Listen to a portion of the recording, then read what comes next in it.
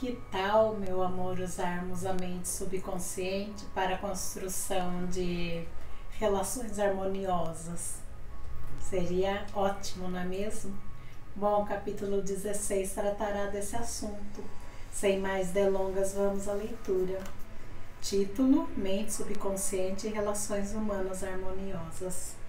Um conceito de importância vital que você aprendeu com o estudo deste livro foi que a mente subconsciente assemelha-se a um gravador e que reproduz fielmente tudo o que você nele carrega. Esse é um dos motivos porque a regra áurea tem tanta importância para a criação e manutenção de um equilíbrio humano harmonioso em seus relacionamentos. Não julgueis para que não sejais julgados. Mateus 7, 1 e 2. Essa lição encerra sentidos tanto externos quanto internos.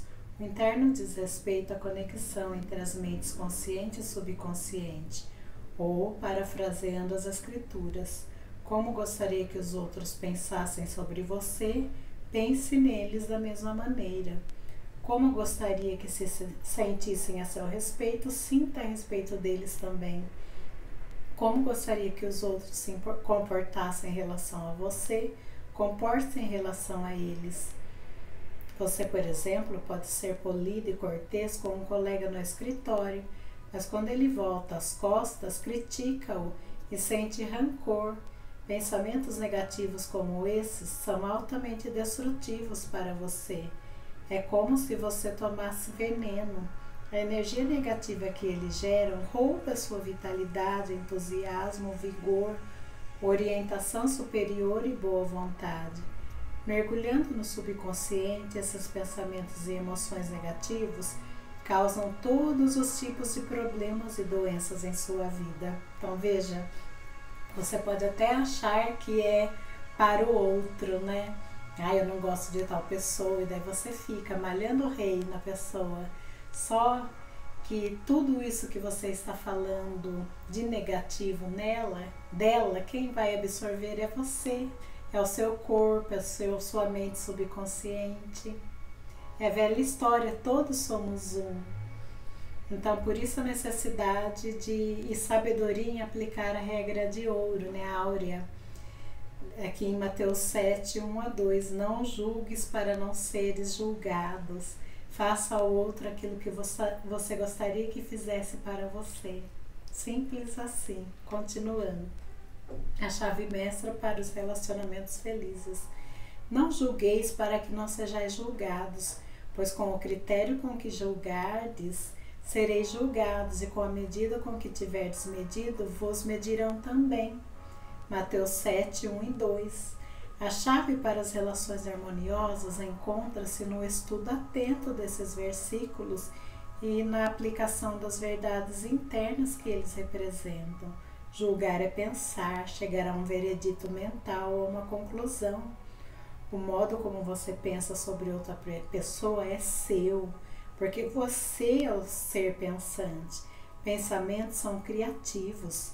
Por conseguinte, você cria efetivamente em sua experiência o que pensa e sente sobre outra pessoa. A sugestão que dá a outrem dá também a si mesmo, porque sua mente é um instrumento criador. Esse é o motivo de que o evangelista afirmava: pois com o critério que julgardes, sereis julgados. Isso significa, aplicando padrões e critérios aos demais, você os cria no subconsciente, que em seguida os aplica em você. É o famoso feitiço voltando-se contra o feiticeiro. Olha isso! Uma vez que conheça essa lei e compreenda a maneira como o subconsciente funciona, você terá sempre cuidado ao pensar, sentir e agir da maneira correta em relação aos outros, porque assim fazendo, estará criando uma situação de ação, sentimento, pensamento corretos para você mesmo.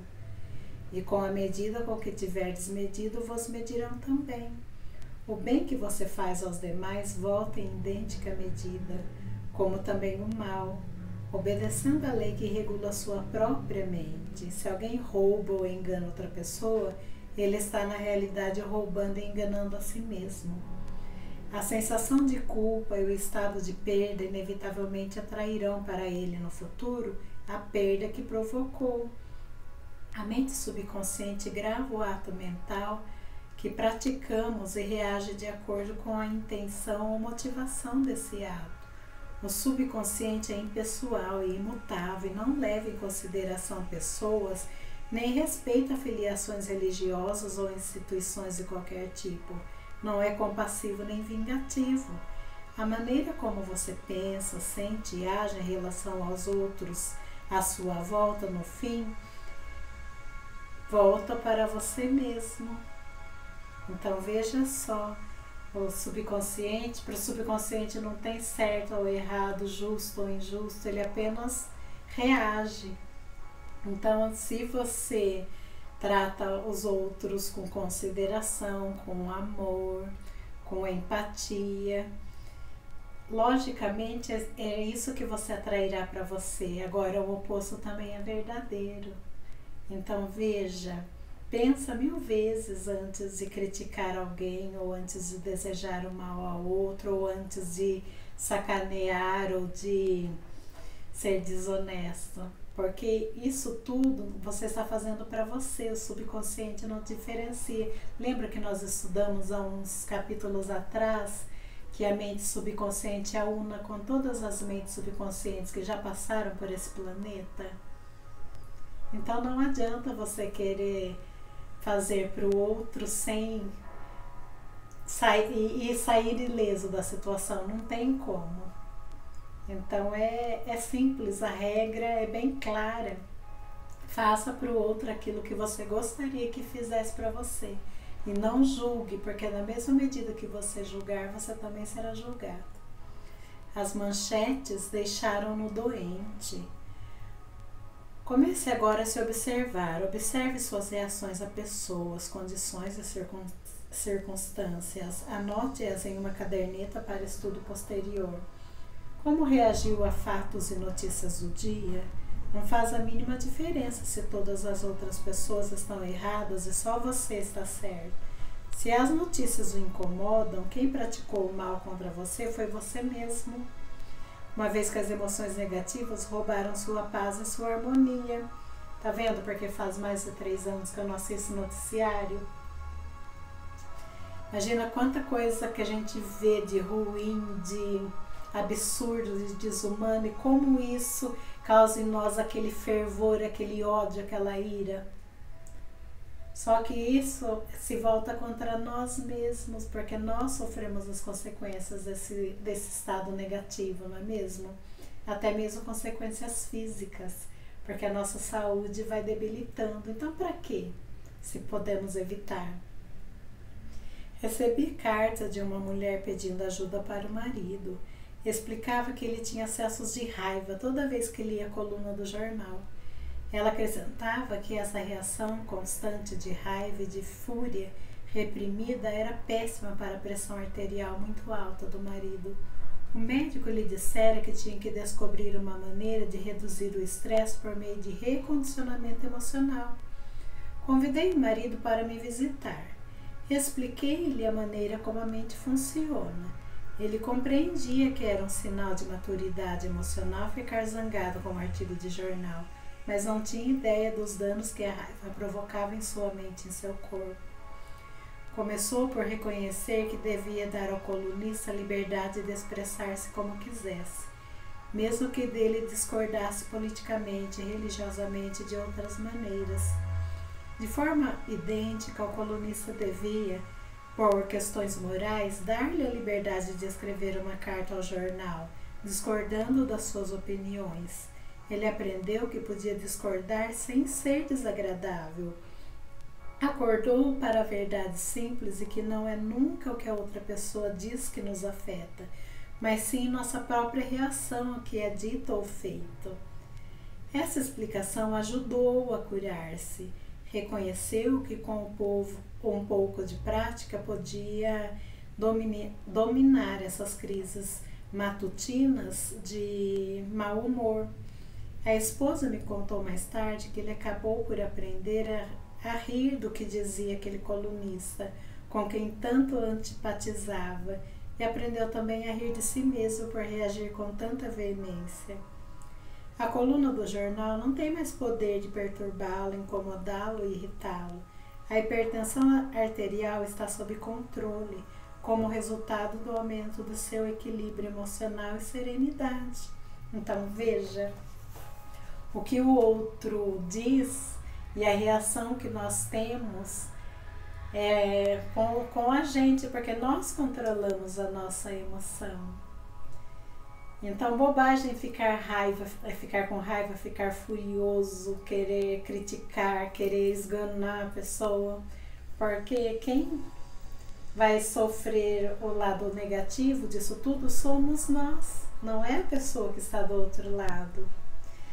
E essa história de imprensa, né, de mídia é muito complicado. Por quê? Porque hoje em dia a maioria das pessoas perde às vezes um dia inteiro diante de uma televisão e ela não lê nada, ela não expande a mente, ela não procura outras informações.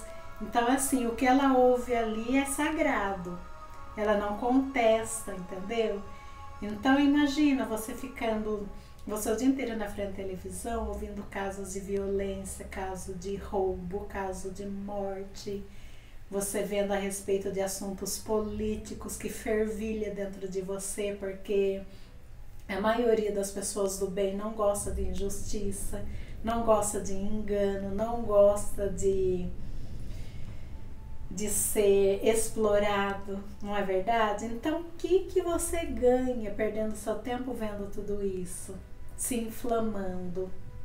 Isso não vai mudar a situação, mas vai mudar o seu estado de humor, vai mudar a sua saúde. Pensa nisso.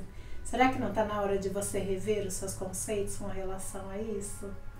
Como foi dito aqui para esse marido que ficava tão exaltado, tão irritado com o escritor da coluna, mas ele aprendeu a achar graça da reação que ele tinha.